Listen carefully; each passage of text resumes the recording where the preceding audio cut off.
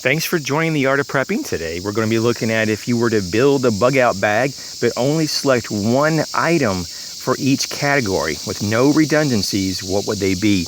Now this is a bit difficult because especially if you're a prepper, preppers like to have redundancies, at least 3 for a lot of things. And so it's somewhat of a challenge and a little bit odd to think of it like this. But I got thinking, I was like, if you could only scrape up one thing, and that's all you had the time for, or maybe even the room or the capabilities to carry, what would they be? Or maybe what would be your preference or your favorite one item for each category? Depending on how you want to look at it, we're just going to look at that one item per category. And of course, it's a little bit, controversial of what the categories are. Obviously, to me, it's kind of straightforward, but some people might say, well, clothing should be under shelter, and that shouldn't be a separate thing than shelter. I would agree, clothing is shelter. It's your first line of defense of shelter, but it's a different category because it's different than like a tarp or a tent. And so I'm going to do some things a little bit separate there because this is how I lay out my categories.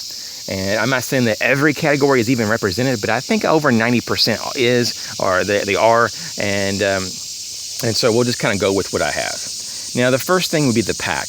I'd probably go with a nice mid-size Kelty, one of their technical packs, and I think those are awesome. Not to knock out, there's dozens of other brands. I don't even know where to start. Wenzel is very good too, and you can just go on and on. But I think Kelty, those are very good. And so the shelter. Now, I'd probably go with the Four Seasons tent. If I can only have one shelter, instead of getting like a hammock system or a tarp system, I just think that if you just had to pick one and you only had one, you'd probably want one that's the most, flexible to give you, the most needs year round. So I think a Four Season tent.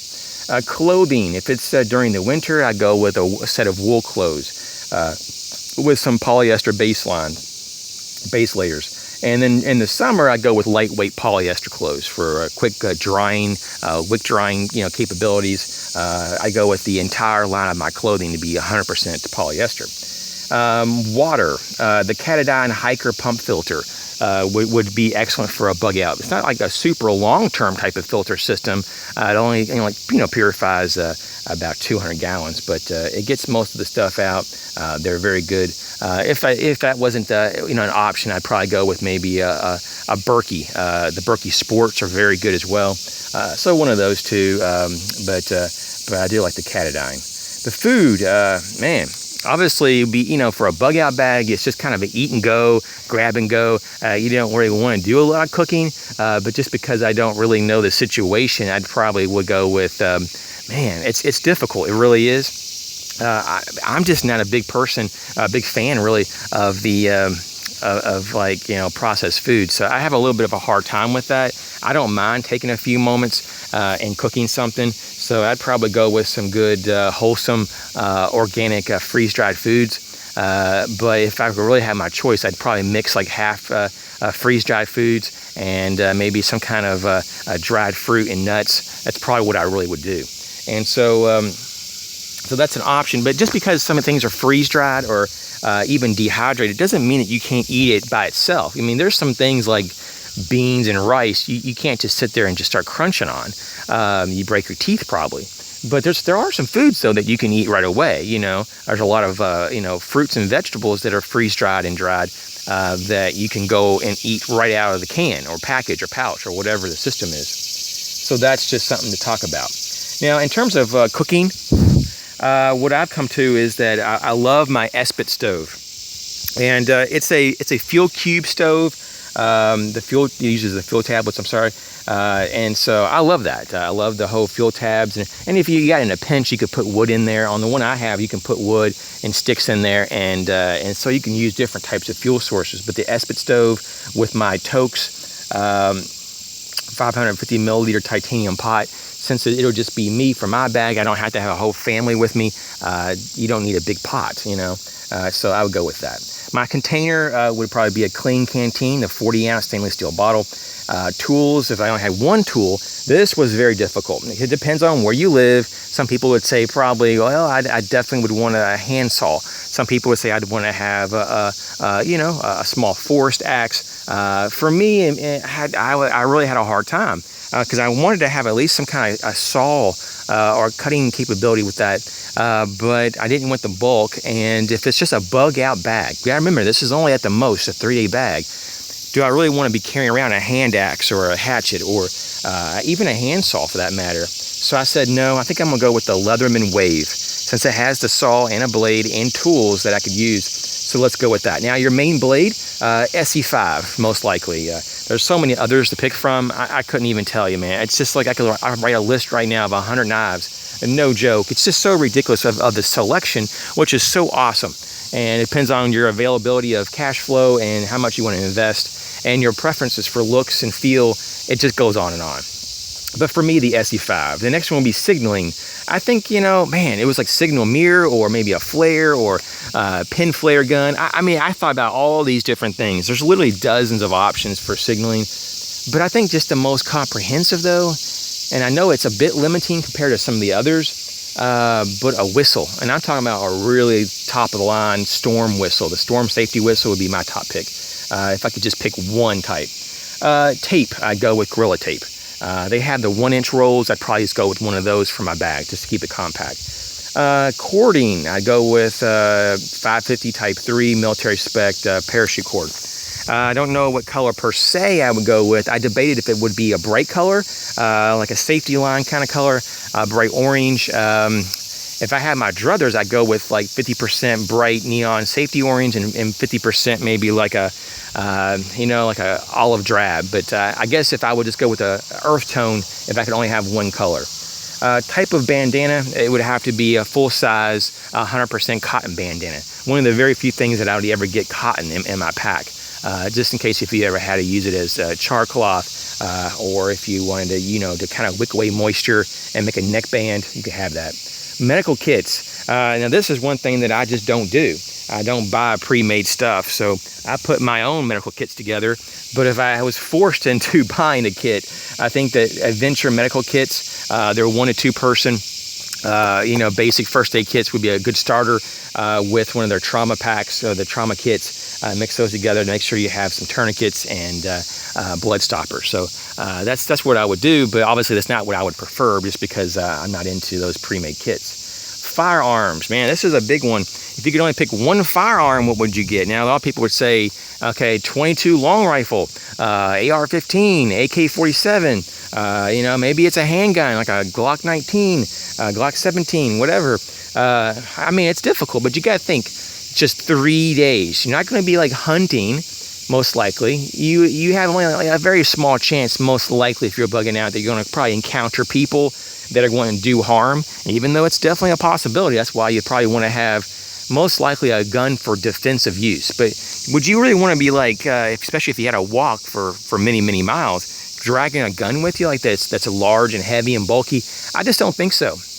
And if you had to go somewhere and maybe guns are not so looked upon with a friendly face, and if you don't want to draw attention to yourself, I think a long arm might be bad in this situation. Yes, long arms give you much more capability than handguns, no doubt about it. There's no question. But in terms of concealability, they're difficult. Unless you had some type of rifle system that was able to break down and fit in your backpack, or a carbine that was able to fit in there, that's a possibility. But then you have access issues, quick access. If you had to put the thing together, you may not have enough time to put it together to save your life. So I would say handgun, whatever handgun that you prefer. I think that I'm going to have to say, in a perfect world, maybe, I think just for the capability and the round capacity and all the accessories that are available, maybe the Glock 26 or the 19, something like that. The comms. Your communication, I'd probably have to say some kind of Yaesu multiband, like a 2-meter 440 type of transceiver with full receive capabilities. I go with, for lighting, I go with my Foxelli MX10 USB rechargeable battery headlamp. Hygiene, man, I don't think that you'd want to pick a bar of soap per se. I don't think that you'd also want to just pick a towel. I think maybe like the compromise would be like a wet wipe, some kind of antibacterial wet wipes. Now, in terms of your power category, I'd probably go with some kind of a mid-size USB Anchor power core type of battery bank. The Anchor batteries are awesome. I'd probably pair it up with some type of solar panel, maybe like from like Goal Zero, and I think you have a good system there, so you could charge your headlamp and maybe like your cell phone and do things like that. Sleep systems. Well, this is depending on how much money you have. I'm just going to be economical here and just say that, you know, a few years back, I found this mummy style. I don't even know if they make it anymore, but believe it or not, of all the brands, I couldn't even believe it.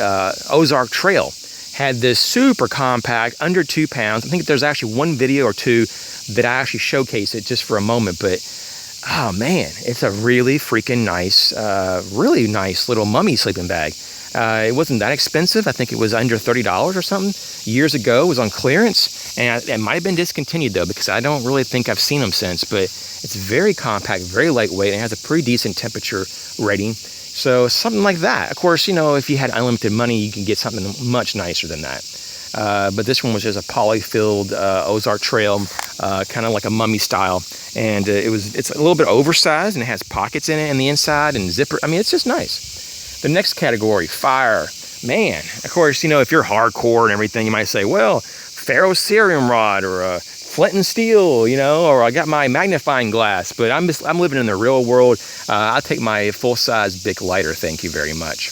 I'd probably go with a light color so that if I dropped it, I could identify it easily. So probably some kind of safety orange for my lighter.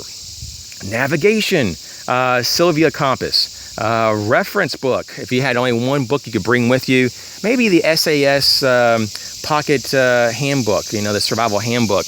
Even though I have to say that the guy that wrote it, as you know, he's very political, and he's basically kind of an anti-gun. I don't like him for that reason, and I'm actually very hesitant to even mention his book. I have all of his books, but personally I think he's an asshole. You know, yes, he has survival knowledge, and yes, he's been in the military, but he's a prick. And he's a prick because, you know, he's basically just kind of goes along with whatever the agenda is in the United Kingdom. And it doesn't matter if, you know, any logic doesn't, you know, add up. He's just for whatever the laws do to restrict you know, the people of the United Kingdom, the Great Britain's people, just restrict their rights to self-defense. So I don't like the guy anymore, and I won't be buying any more of his products either. Okay, so I think that we covered all of these categories pretty well. Yeah, so if there's a category that I left out by accident, feel free to put it in the comment section below. And let me know if any of these categories that you would have anything different than what I would said. And yeah, so this is very cool and very fun. I love these kind of exercises to get your mind going, just for entertainment factor and for value. If you haven't subscribed, feel free to do so. Feel free to leave comments. Even if it's just one sentence or one word like "yahoo" or "wow" or "okay, that's cool" or "thanks" or whatever it is, I really do appreciate it. It actually makes me feel good. At least that I know that I'm connecting with you and you're actually hearing my words and you're not maybe sleeping at the end. And so, yeah, and if you know people that aren't subscribed and you already are subscribed, feel free to tell them, please subscribe to my channel. I'm trying to reach that goal for the end of the month, and we're coming to the end of the month pretty quickly here. And if we can get that goal, it makes a big difference for my long-term year goal.